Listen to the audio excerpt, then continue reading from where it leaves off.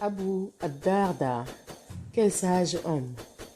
Tandis que les armées musulmanes poursuivaient leur épopée en libérant de nouvelles contrées, vivait à Médine un philosophe impressionnant, doué d'une grande sagesse. Sa parole était semblable à des perles. À ceux qui l'entouraient, il répétait inlassablement cette belle parole. Voulez-vous que je vous dise quelle est la meilleure des actions? Souhaitez-vous savoir ce qui a le plus de mérite auprès de votre Seigneur, ce qui est le plus profitable pour vous dans l'au-delà, ce qui est bien meilleur que de se battre contre l'ennemi et ce qui est bien plus intéressant que des dirhams et les dinars. Les gens tendaient alors l'oreille et s'empressaient de lui dire « Quel est donc cet acte, ô Abu ad-Darda ?» Il répondait alors avec un visage illuminé par la foi et la sagesse, l'évocation de Dieu, zikr. Certes, l'évocation de Dieu est l'acte le plus grand. Ce grand sage n'invitait pas les gens à s'isoler du monde ou à vivre dans la négativité. Il n'appelait pas non plus les croyants à se désengager face aux obligations religieuses dont le combat sur le champ de bataille djihad occupait une première place. Abu Darda n'était pas homme à agir ainsi. N'avait-il pas combattu aux côtés du messager de Dieu, sallallahu alayhi wa sallam, depuis sa conversion à l'islam et jusqu'à ce que Dieu apporte son secours ainsi que la victoire? Abu Darda s'épanouissait pleinement lorsqu'il s'isolait spirituellement pour méditer et rechercher la sagesse. Il avait voué sa vie à rechercher la vérité et à essayer d'atteindre la certitude. Le sage Abu Darda n'avait pour désir que de connaître et de vivre la vérité. Bien qu'il avait foi en Dieu et en son messager, sallallahu alayhi wa sallam, il était convaincu que la foi qui impose des obligations et une certaine compréhension représentait le seul chemin menant à la vérité. Il consacra donc son existence à parfaire sa foi et à modeler sa vie conformément à cette foi. Il persista dans son cheminement et avança dans son combat jusqu'à parvenir à la sincérité la plus ferme. Ainsi, lorsqu'il invoquait Dieu, il prenait place dans le cortège des véridiques. Il s'adressait à Dieu en récitant « Ma prière, salat, et mes actes de dévotion, ma vie et mon trépas sont entièrement voués à mon Seigneur, le Maître de l'univers. » Dans sa lutte consistant à parfaire son âme, Abu Darda réussira à atteindre un haut degré de dévouement spirituel. Il consacrera ainsi toute sa vie à Dieu, le Seigneur des univers. Approchons-nous à présent de ce sage et de ce saint. Contemplons la lumière jaillir de son front et sentons ensemble le parfum qu'il dégage. Ne s'agit-il pas de la lumière de la sagesse et du parfum de la foi? La foi et la sagesse cohabitaient ensemble dans le cœur de ce dévot. Une fois, on interrogea sa mère sur l'acte de dévotion qu'il appréciait le plus. Elle répondit « la méditation, tafakkur, et la contemplation, i'tibar ».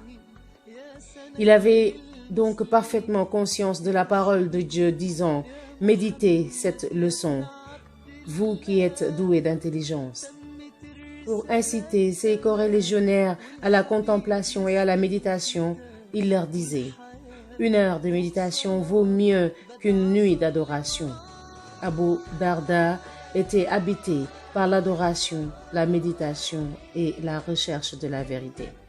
Lorsqu'il se convertit à l'islam, en prêtant allégeance au messager de Dieu, sallallahu alayhi wa sallam, Abu Darda était un brillant et habile commerçant de Médine. Il avait déjà consacré une bonne partie de sa vie au commerce avant d'embrasser l'islam et avant la venue du prophète alayhi salatu wa sallam et des musulmans à Médine. Laissons Abu Darda lui-même raconter son histoire.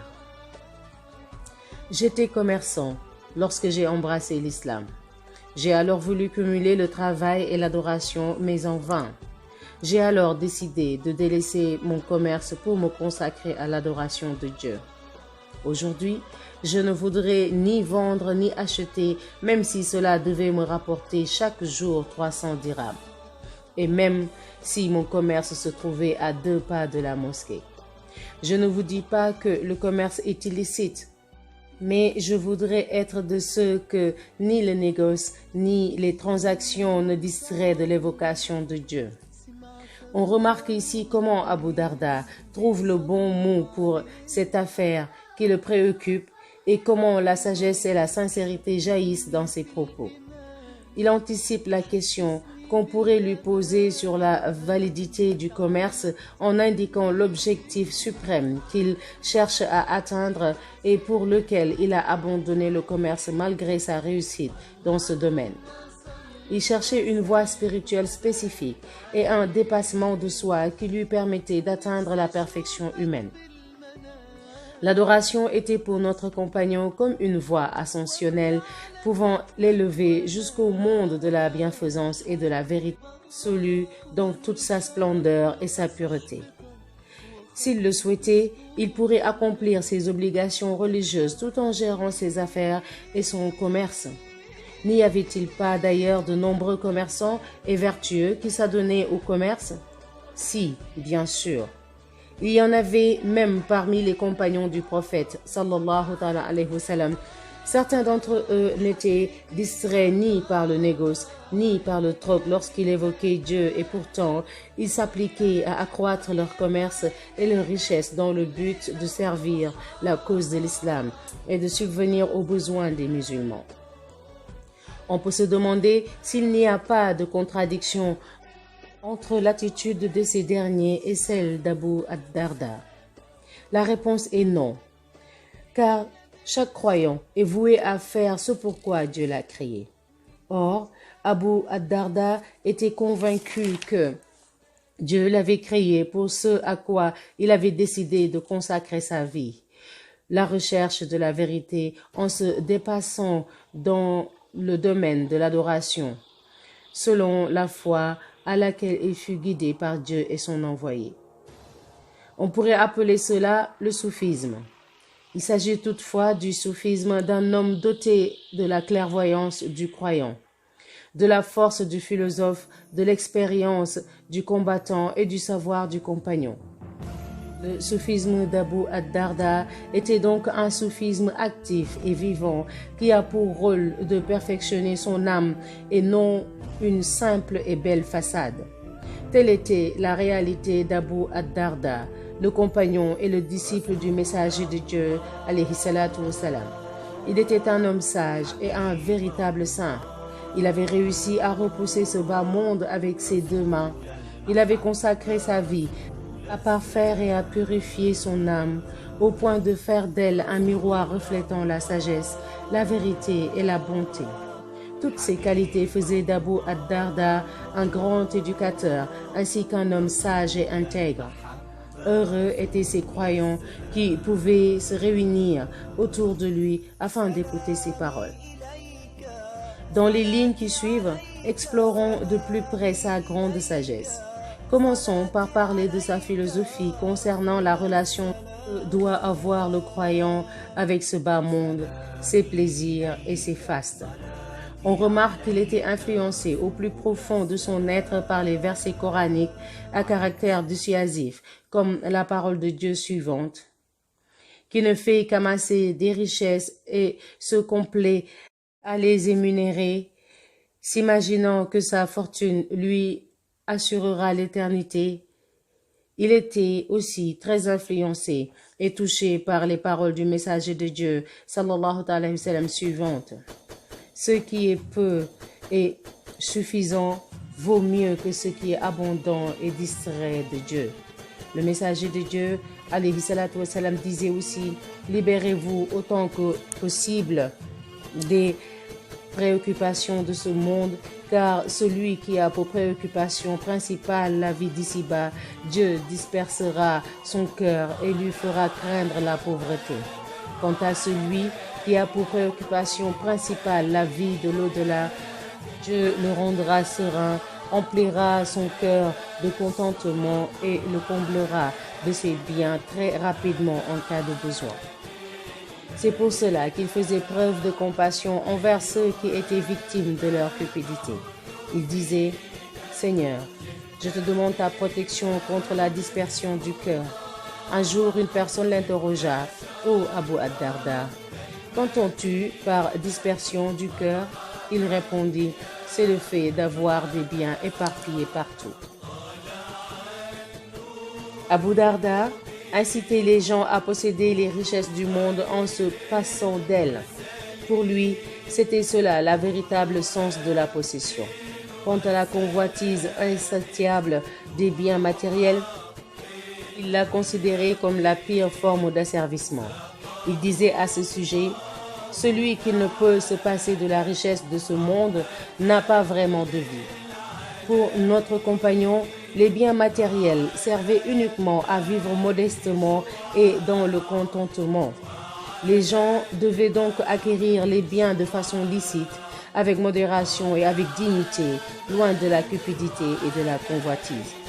Abu ad-Darda disait aussi, ne consomme que ce qui est bon, taïb, n'acquiert que ce qui est bon et n'introduis chez toi que ce qui est bon. Un jour, il écrivit à un ami ce qui suit.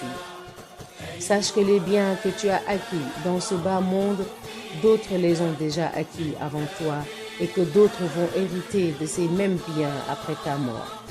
Le seul profit qui te restera de ces biens viendra de ce que tu auras dépensé pour la cause de Dieu. Dépense donc ton argent dans cette voie plutôt que de penser à tes héritiers. Sache que ces derniers seront inéluctablement partis d'un de ces deux groupes, les pieux ou les désobéissants. Quant aux pieux, ils utiliseront les biens que tu leur auras laissés dans l'obéissance et la voie de Dieu. Ils seront alors bien heureux grâce à l'argent laissé par un malheureux propriétaire qui n'a pas su faire de même. Quant aux désobéissants, ils utiliseront l'argent laissé pour commettre des péchés. Dans ce cas-là, tu seras pris de remords pour avoir laissé des biens à tes héritiers.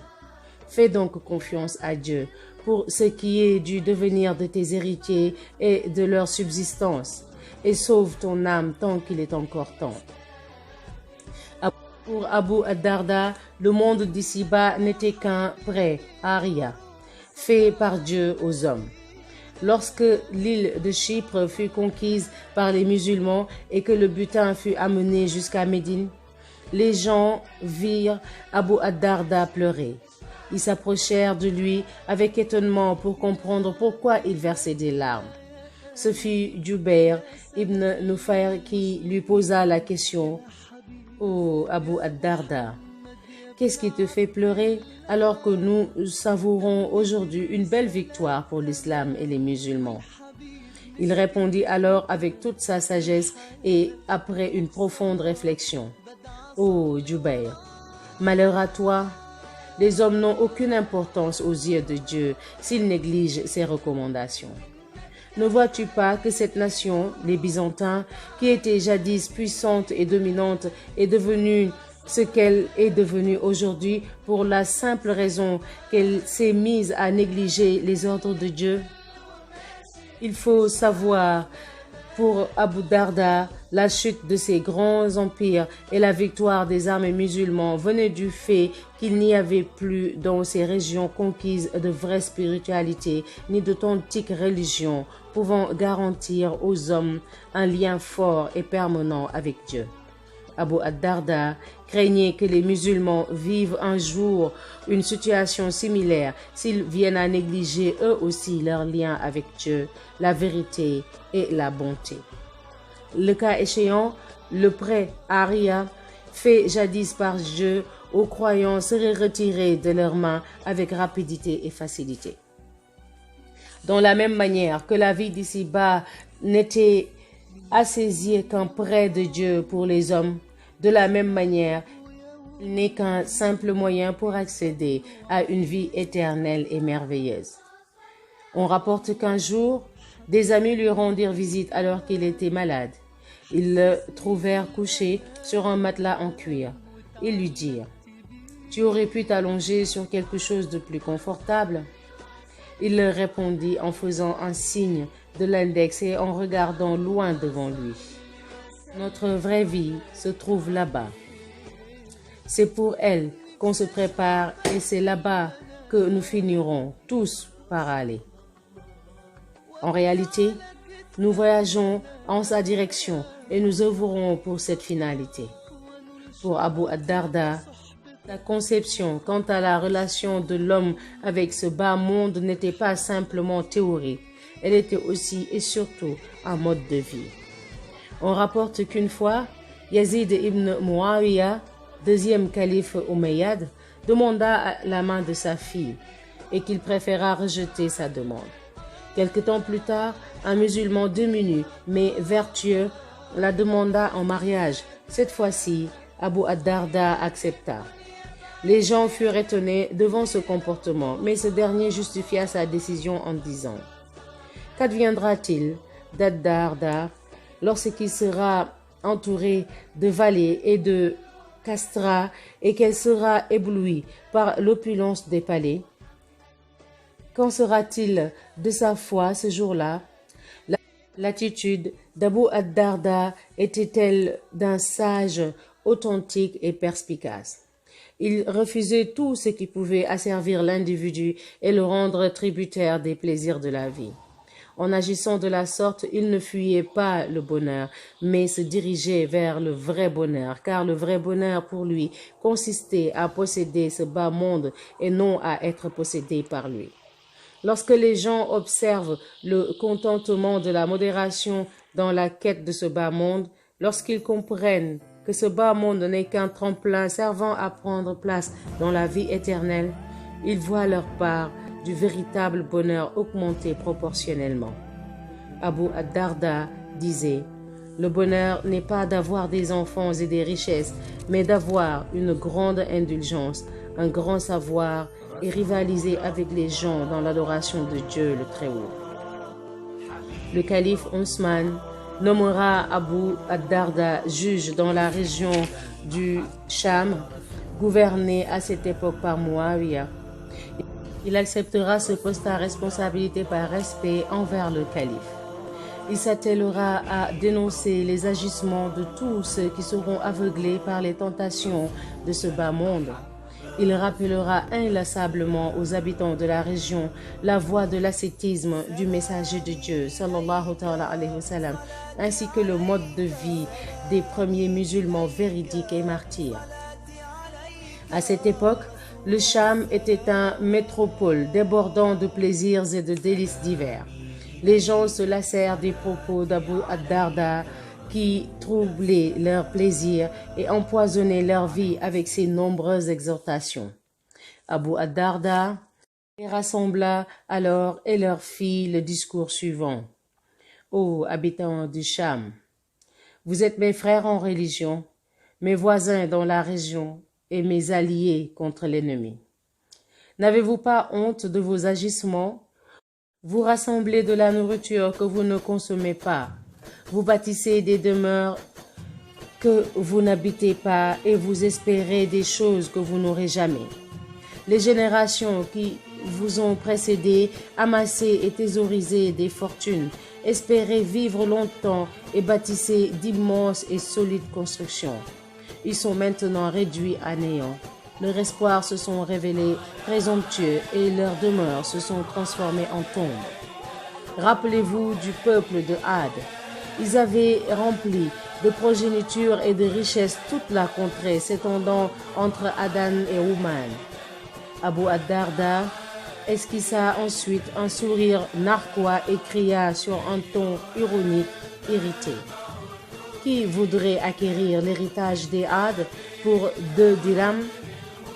Ce récit nous montre que notre compagnon était un homme éblouissant, formidable, d'une sagesse convaincante, d'une grande humilité et d'une logique pertinente et sage. Pour Abu ad-Darda, l'adoration de Dieu n'était pas synonyme de vanité ou d'arrogance. Pour lui, l'adoration consistait à rechercher le bien et à s'exposer à la miséricorde de Dieu. Il était comme une invocation permanente rappelant à l'être humain ses faiblesses en même temps que les bienfaits de Dieu à son égard. Il disait « Recherchez le bien toute votre vie et exposez-vous aux effluves de la miséricorde de Dieu, car Dieu possède des effluves émanant de sa miséricorde par lesquels il touche qui il veut parmi ses serviteurs. » Demandez aussi à Dieu de cacher ce qui vous cause de la honte et de dissiper vos craintes.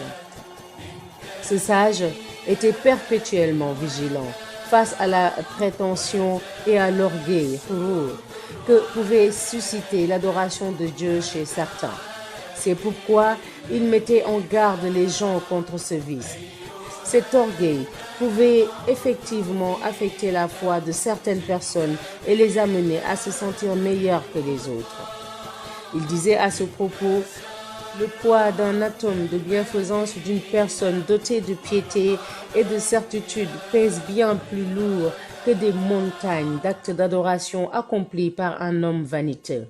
Il disait aussi, ne faites pas supporter aux gens ce que Dieu ne leur a pas fait supporter. Ne vous substituez pas à Dieu en jugeant les gens et occupez-vous plutôt de vos propres personnes, car celui qui s'attelle à pister les erreurs des gens n'en sera que longuement affligé. Abu ad-Darda ne voulait pas que l'adorateur, quel que soit son degré d'adoration, s'érige en juge demandant des comptes aux serviteurs. Pour lui, il se doit exclusivement de remercier son Seigneur pour l'avoir conduit vers le droit chemin. Il se doit aussi d'aider par ses invocations, ses sentiments nobles et ses bonnes intentions, ceux qui n'ont pas encore atteint une telle réussite. Y a-t-il une sagesse plus belle et plus éloquente que celle de notre sage compagnon? Voici ce que nous apporte son ami, Abu Qulab. Un jour, Abu ad-Darda croisa un homme que les gens insultaient parce qu'il avait commis un péché. Il les réprimant, puis leur dit, « Imaginez que vous le trouviez au fond d'un trou. Est-ce que vous l'aideriez à sortir ?» Ils répondirent, « Oui, bien sûr. » Il leur rétorqua, « Alors ne l'insultez pas et louez Dieu pour vous avoir épargné un sort identique. » Les gens lui dirent, « Ne le détestes-tu pas ?» Il répondit, « Non, c'est l'acte blâmable qu'il accomplit que je déteste. S'il l'abandonne, il est encore mon frère en Dieu. » Abu ad-Darda ne manifestait pas sa soumission à Dieu que de cette manière. Son adoration de Dieu le conduisait aussi à vénérer le savoir et la connaissance. Sa sagesse et sa dévotion l'obligeaient à avoir un très grand respect pour le savoir. Il disait, « Vous ne pourrez atteindre la piété qu'en devenant des savants et vous ne pourrez être digne de la lumière du savoir qu'en passant par la pratique. » Pour lui, le savoir était avant tout une compréhension, une conduite, une connaissance, une manière d'agir, une pensée et un mode de vie. Et puisque cette vénération du savoir émanait d'un homme sage, on l'entendait dire que le savant et le disciple étaient égaux dans le mérite, le rang et la récompense. Il affirmait aussi que la grandeur de la vie était liée avant tout au savoir utile et bénéfique.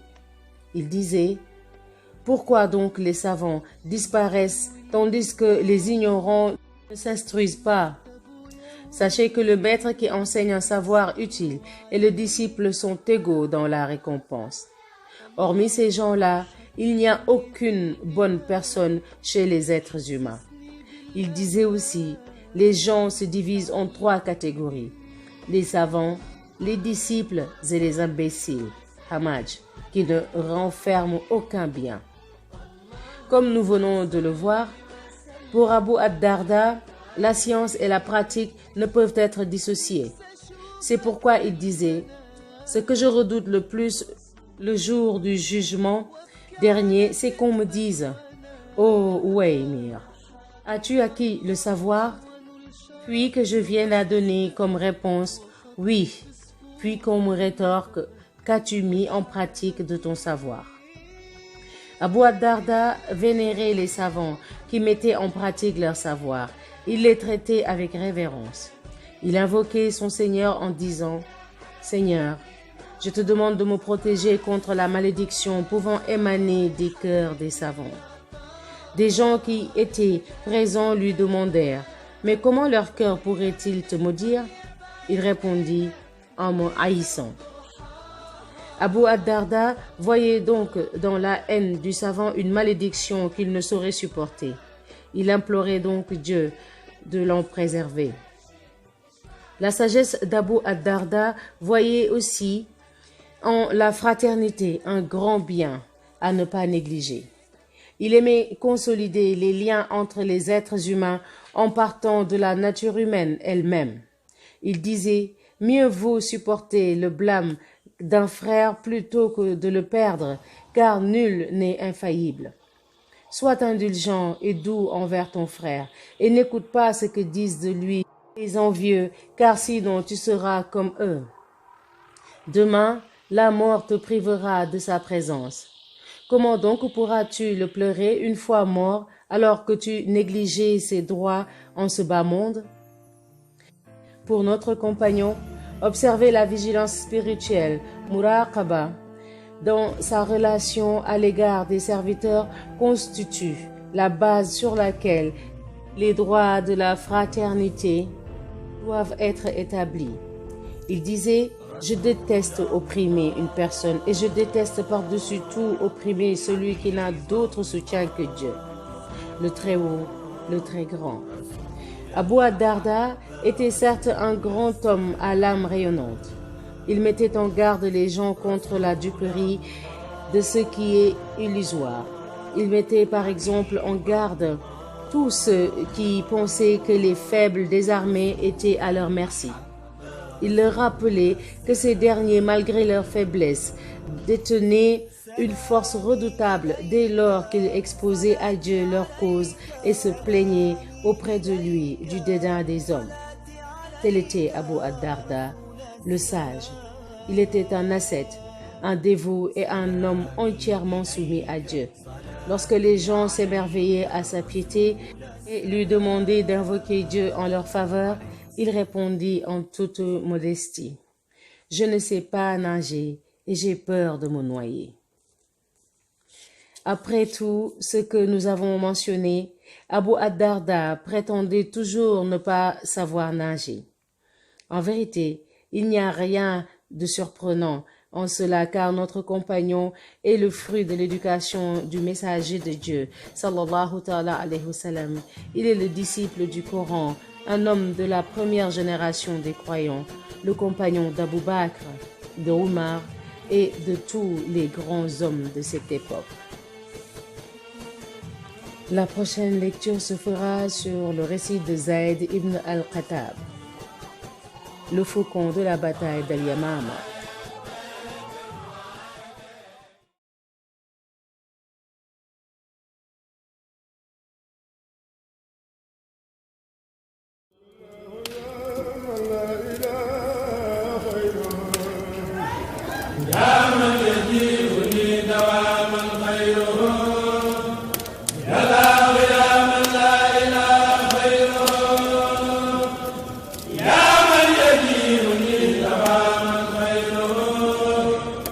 صل وسلم سرمدا